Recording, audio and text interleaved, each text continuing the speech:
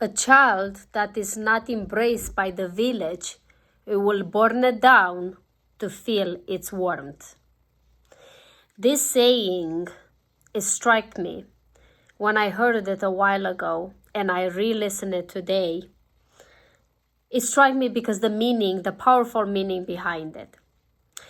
What it means is that we as humans, we are capable of doing anything and accept everything and do a lot of things just for the need of that missing, whatever's that deeply need inside of us, whatever's missing, to try to fill it up or to try to avoid it because it might be too painful. It's a saying that for me personally hit home. Because I personally, I'm the type, for those that know me, for those that doesn't know me, I'm the type that I'm always busy. I'm always on the go. I always have another project. I always run like 2-3 things in the same times. I'm reading, listening 2-3 books in the same time. I'm always doing something, constantly. I'm a very busy bee. And that saying hit home because most of us, including myself, or starting with myself, let's say it this way, starting with myself, I keep myself busy, and this busyness becomes almost like an addiction. I'm always busy, and if I'm not busy, I cannot sit too much with myself, so I'm always looking for doing something. Even like, say as example, and I'm sure you might find yourself to examples like that. If you stay in a queue in a line at the grocery store, or if you're waiting for your car to get fixed, or you are in a bus, in a transit, you pull up your phone, or in elevator. It happened to me so many times in the elevator. It's kind of feels awkward. You feel that awkwardness, that a silence, and nobody likes silence. So you pick up your phone, and then you're busy. You're doing something, so you don't have to look at the other person and start the conversation. It's for me, it's this idea of like always keeping myself busy. But the question is why? Why do I always have to busy? Why I always, this almost like an addiction like of busyness. I love to be busy. Or even if I say I don't love it, but even if I don't have something in my plan, I make something happen. I invent something. I make something to make myself busy. I make a list with a bunch of things, make another list, a to-do list of a to-do list. I'm sure you had those kind of opportunities. The why is because it's something underneath. There is a deeper need that needs to be filled, and we try to fill it up with these activities. And then in the same time, we're avoiding it by keeping ourselves busy, but never have enough time to sit with it.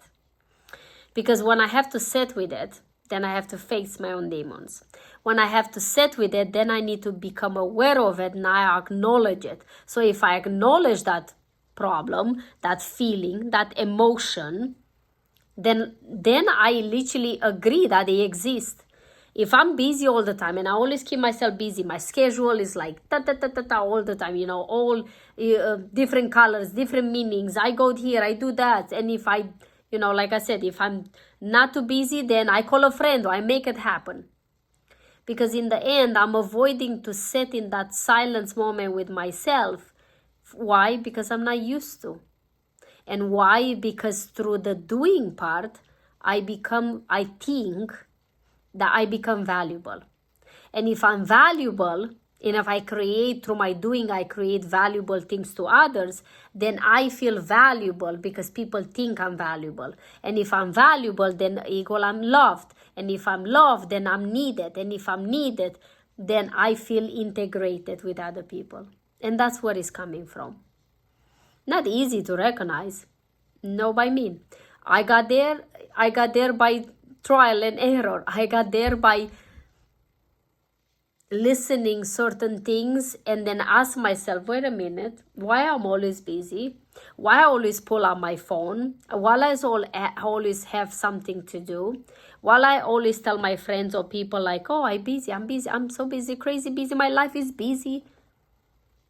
I almost like taking pride of that. And yes, don't get me wrong. It's not wrong to do things.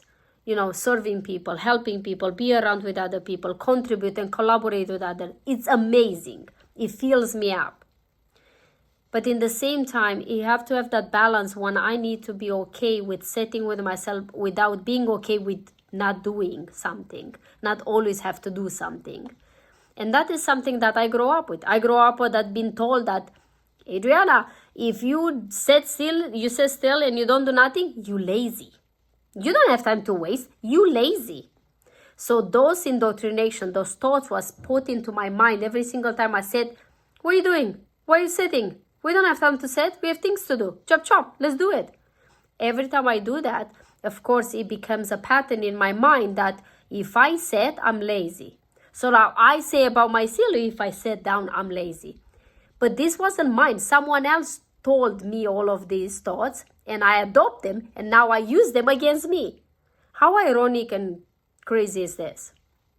And I'm sharing this with you because maybe you find yourself in a situation that you feel exhausted. You feel all overwhelmed by all the tasks you put on yourself.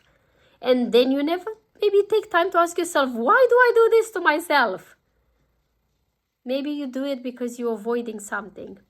Maybe because you have a gap in there that needs to be filled.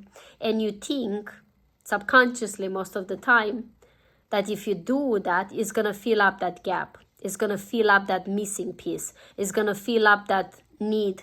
Or it's going to raise the emotions that still need to be felt. And they're just sitting there waiting for you.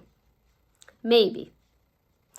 I would love to hear your sharing. I would love to hear your opinion and your feedback in this. I'm not here to teach you anything. I'm here to share my own experience with you. And maybe you'll find something to help you in your own life, in your own transformational journey. Thank you so much for watching. I will see you tomorrow. Like I always said, live your life like it's truly yours. Bye-bye.